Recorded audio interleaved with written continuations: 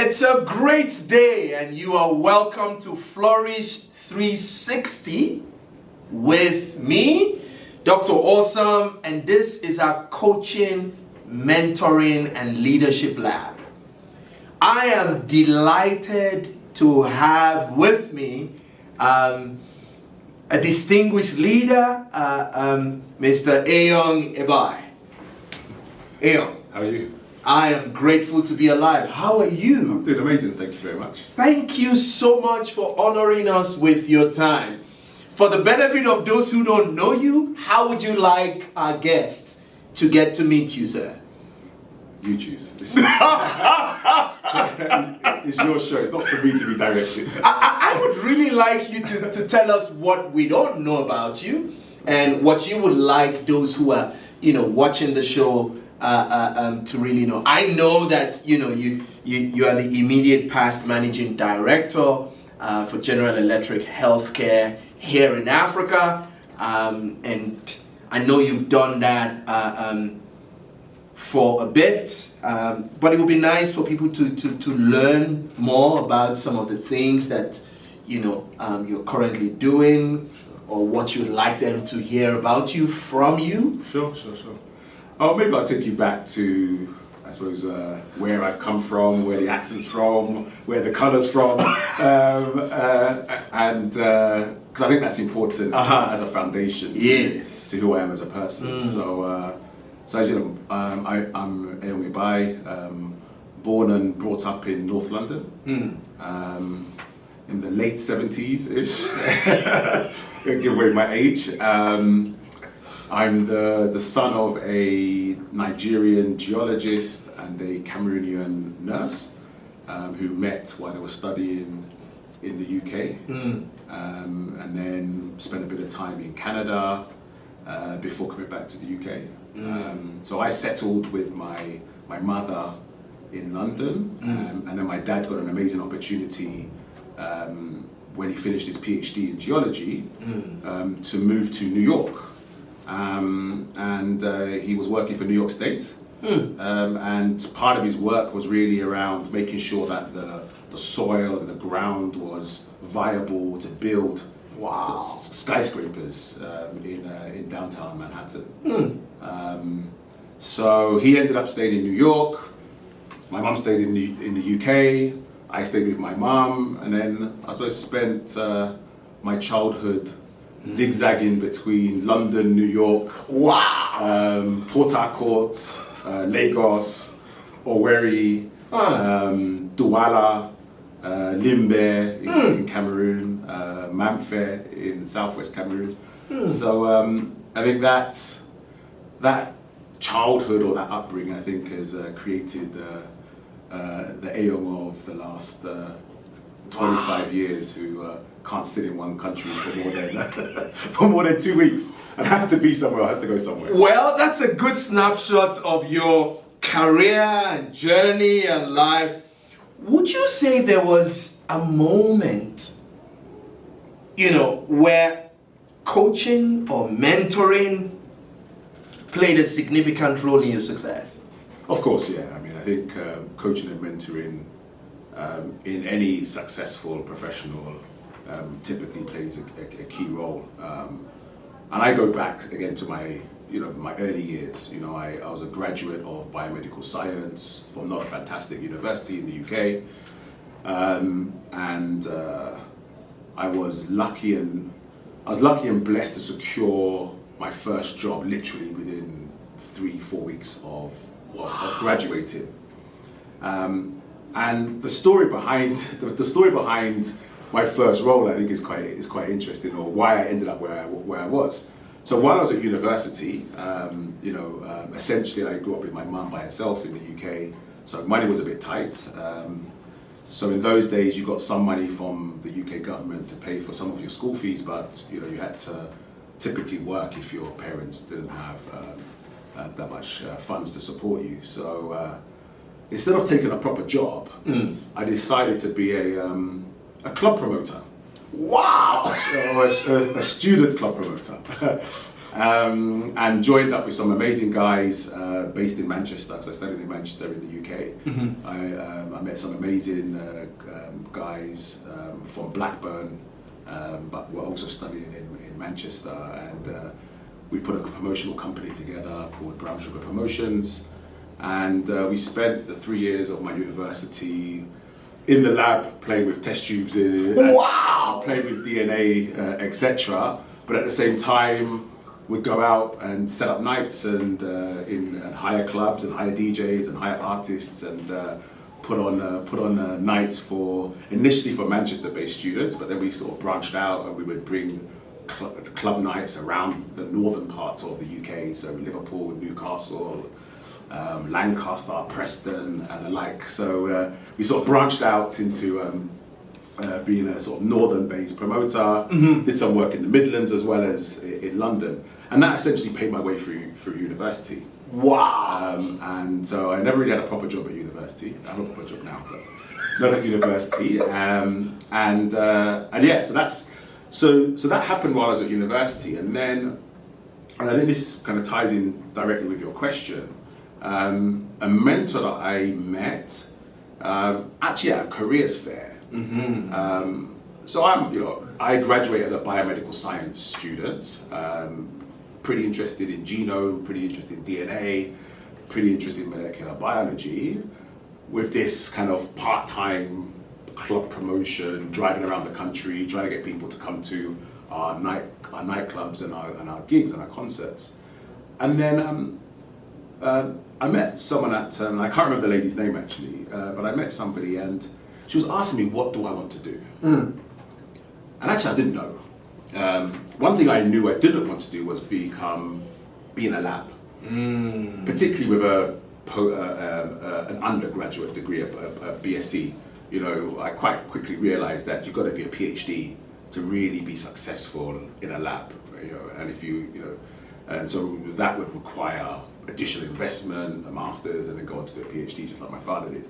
And unfortunately, I didn't have the means to do that. So she asked me, what do I want to do? And I was like, I don't know. So she just told me about what you've done. And so I spoke to her about what I was doing, spoke to her about my course, spoke about what I was interested in. And she said, have you considered pharmaceutical marketing? Because she said, look, you've just spent the last 3 years driving around the country, talking to people to encourage them to come to your events. You've been negotiating with club owners, you've been negotiating with coaching firms to put coaches on to take students to different cities. You've been negotiating with Afro-Caribbean societies at the universities. So you've been doing that kind of negotiation in the field, on the road, different locations, different cities, and you've got a 2-1 in a biomedical science. So you have a particular interest in molecular biology. Combine the two, and then go into pharmaceutical marketing and sales. Wow! And then from that, I then focused on looking for an opportunity in pharmaceutical sales. I had no idea I was going to be in that space, but that one mentoring conversation led me to then focus on going in and looking for companies to become a pharmaceutical sales representative, and I secured a role with Johnson & Johnson's pharmaceutical division, Janssen Seelag as it was called then. Interesting. I really hope you guys are gleaning some insights from there. And talking about, career choices, what's one thing would you say, you wish you knew earlier in your career?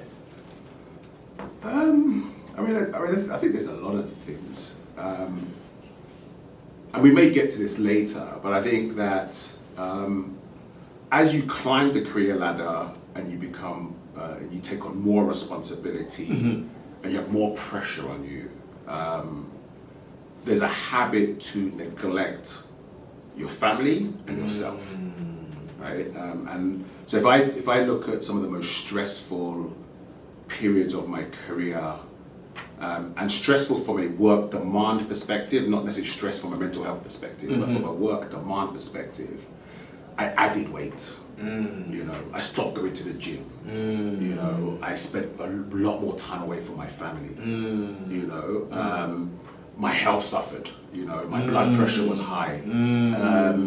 So I think in that context, if I knew that back then, I would have made a much more conscious effort as I grew and took on more responsibility, that I ensured that work-life balance and be as healthy as you possibly can was part of my growth going forward. You know? Work-life balance, guys. He said work-life balance. There needs to be a balance, you know. And many young professionals, you know, say that they're feeling overwhelmed by career choices. What advice would you give to someone struggling to find clarity? Yeah, look, I think understand your strengths. More important, understand your areas of development. And actually the people around you, professionally and personally, probably know more about you than you know about yourself, because they see you from an external view. So it's important feedback from people around you in the context of what you do well. Right? Where do they see your strengths? And then once you've got clarity around your strengths and you know what you do well, then you can start making decisions around what are the choices that you feel are the right choices for you. You know, and making choices you're taking calculated risks when you're making choices, and it's important also to get feedback on and have discussions around some of the choices that you're making and how you're thinking things through. And I think that's where mentoring becomes a very important tool, which can help you really look at your options that you have, focus on the options where you see your strengths are, have the conversation and the discussion with mentors or people leaders around you, and don't be afraid to make a decision, because sometimes making a decision is more difficult than actually the work or whatever you're going to try and do, right? So don't be afraid to make a decision on the basis that you may fail. Right? I think this is really important. And this is something that, you know, my early days at GE kind of learned you, which is, you know, make decisions. If you fail fast and pivot and change direction, right? Because every failure that happens, you learn something from it. So to your question, there's a myriad of opportunities, there's a myriad of choices. Focus on what you believe you're good at based on feedback. Engage in mentoring conversations and people around you to take advice and seek information around some of the choices that you make, and then own it and make that decision, and live by that decision. And if things don't work out, you're going to learn something from it and pivot. So how can someone discover what truly aligns with their strengths and their passion? Yeah, look, I think in my experience, and I think my early story, which was my passion for people, my passion for being on the road, my passion for selling and being commercial, that was a core passion of mine. And then my technical knowledge and my technical skills from a biomedical science perspective was clearly a natural overlap. Or it wasn't actually a natural overlap. It was, we brought those two competencies, capabilities together, which took me forward into my career. So I think I would say the same thing, which is around understanding who you are as a person, what makes you happy, what you like doing, right? And then your technical competency, knowledge and capabilities, which you get through education, through apprenticeships, through different types of training on the job training, and then look to see how you can kind of merge those two to take things forward. Wow. You've been talking about mentoring and coaching. So what role does mentorship play in professional growth? And how can, someone find the right mentor, even if they don't have a strong network, yet? Yeah. No, I think it's important also just to clarify for me is around what is coaching, what is mentoring. Because I think sometimes they're used interchangeably. And actually, they're two different approaches. Right? So mentoring is really having a conversation with somebody that's an expert, that either understands your field, understands the role that you play, be it a leadership role, be it a technical role. So you're really tapping into their knowledge and their expertise to support you and help you with your decision making, and also finding inside you, how you can be more competent and more capable of being able to do your job. That's really mentoring. Coaching is really around asking questions of your coachee for them to discover and figure things out, right? So a good coach doesn't really tell their coachee what to do. A good coach will ask questions of their coachee for them to self-discover whatever they're trying to solve or whatever they're trying to do. So they're very different approaches, right? And a coach doesn't have to be an expert in the field of what the coachee is in, right? Sometimes it's even better when they're not. Whereas I'd say on a mentorship side, you do need to have some kind of core understanding and knowledge of what your mentee is doing, be it from a leadership perspective or be it from a technical perspective. So to your question, which is really around how do you identify, right? I think what's important around, I suppose, career growth is how you build a network. How you engage with your network, how do you ensure that you're accessing experts in your domain, in your field of interest, and ensuring that you have visibility and connections, be it within your workplace, be it within your academic environment, or be it within your sort of social network. And then within that, you'll start identifying people that have knowledge and understanding of what you're trying to focus on. So as I say, a mentor typically needs to have some form of understanding around what you do. Okay, so if you're a field engineer, you would be looking for somebody that's an experienced field engineer that can help you, talk to you, mentor you in that way.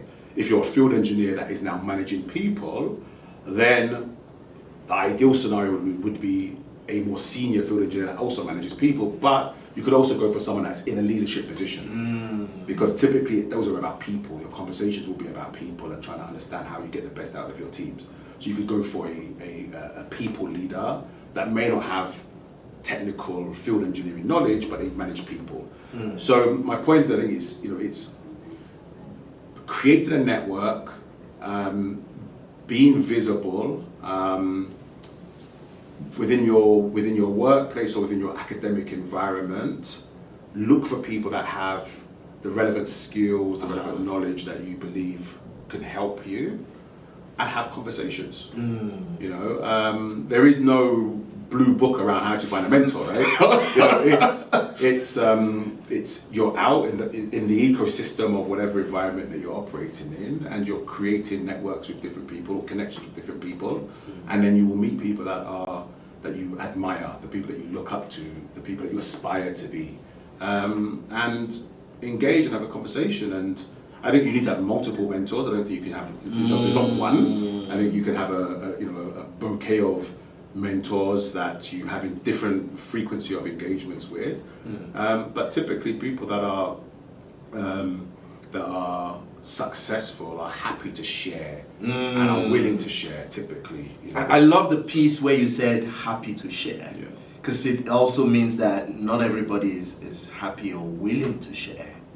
Yeah, but I'm always, I suppose I'm an internal optimist, yes, there may be time constraints on potential mentors, But in my experience, you know, where I've ever asked of time of somebody in a mentoring conversation or in a coaching conversation, they've always been willing to share. And talking about sharing, would you like to share a personal story on how mentorship has shaped your career? Yeah, look, I think my transition from the UK, from sort of Northern European business into Africa. So just sort of super briefly, you know, around 2012, 2013, I had done 13, 14 years at that point in time based out of the UK, working in Northern European businesses. Europe was stagnated, it was flat growth, it was the impact of the credit crunch that happened in 2008. There was a lot of cost savings, particularly in the healthcare space, where governments were really trying to get a handle on their debt. There were limited investment. As I say, growth was, people call it positive zero, you know. I don't know how you can be positive with zero, right? But it's But zero is a number in some way. Don't mind me on that one. And the other way is someone said negative growth. I got negative growth. But anyway, more corporate jargon. But anyway, Europe was basically flat. It was a bit of a graveyard from a career perspective. And I essentially had hit the glass ceiling in the UK in my career growth. You know, I had applied for a couple of roles in different markets within Europe, and I didn't get them. And the typical story was, oh, you know, you're not quite there yet. Oh, you need a little bit more experience. And you can imagine, I'm in my mid-30s, you know, relatively young from a leadership perspective in a conservative healthcare industry. And I just don't think anybody really gave me a chance or took a risk on me to go and do something which I clearly had the competency to do it, but they wouldn't, you know, give me the role.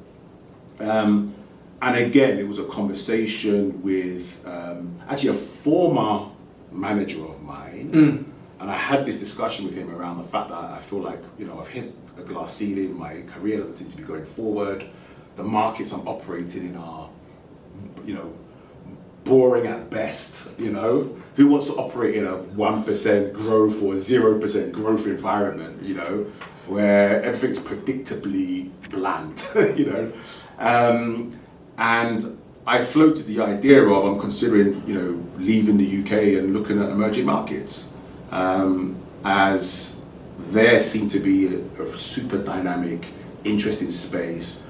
You know, at the time it was, you know, the Africa Rising ethos, you know, a lot of investment going into Africa. China was back and really dominant. Asia Pacific was, you know, a real sort of tiger in the economies. And compare that with bland 1%, 0% growth of Europe. So that seemed super exciting. You know? So I had the conversation, to get back to your question, so I had the conversation with a former manager and just explained to him what I was thinking, how I was feeling. And, you know, we had a really great conversation. He talked me through, you know, how he felt about it, because obviously he was a global leader at that point in time. And really gave me the confidence to take that, you know, jump, to leave my familiar environment, you know, a pretty cushy job. I knew what I was doing, you know, boring growth, but, you know, not super exciting, but it was safe, you know. And at the time I had 2 young kids, you know, and it gave me real confidence to go, okay, yes, I can go and do this, you know. And that's when I started looking for roles outside of Europe, and then I was fortunate enough to secure a role based out of Nigeria, running the Johnson & Johnson surgical and orthopedic business for West Africa. So I think without that conversation, maybe I would have sat back and just took the safe bet, which was, you know. I think this kind of ties to my next questions for those trying to pivot and transition. So some professionals feel stuck in their current roles. How do they know it's time to pivot? Yeah, I mean, you'll feel it, you know. I felt it. I felt it in 2012, 2013. You know, I had a relatively rapid kind of growth, you know, first as a salesperson, then as a sales leader, then as a regional manager, then as a country manager. So, but then all of a sudden, things were just grey, like the UK weather, right? It was grey and bland and slow. When I woke up, I didn't feel that energy. You know, I didn't feel. There was just something that I felt needed to change. You know, so I think you look internally and look at yourself, and I think it's one way to look at it. Also, I think you see it in your results. You know, so when you wake up and you go into the office, are you giving the best of yourself? You know, energy, results. Yes. Yeah. Wow. Yeah. And talking about energy and results, we are interested in you having the right energy and getting the right results. And on the other side of the break, we will continue this coaching, mentoring, and leadership conversation with me, Dr. Awesome, and my distinguished guest, Mr. Ayon Ibai.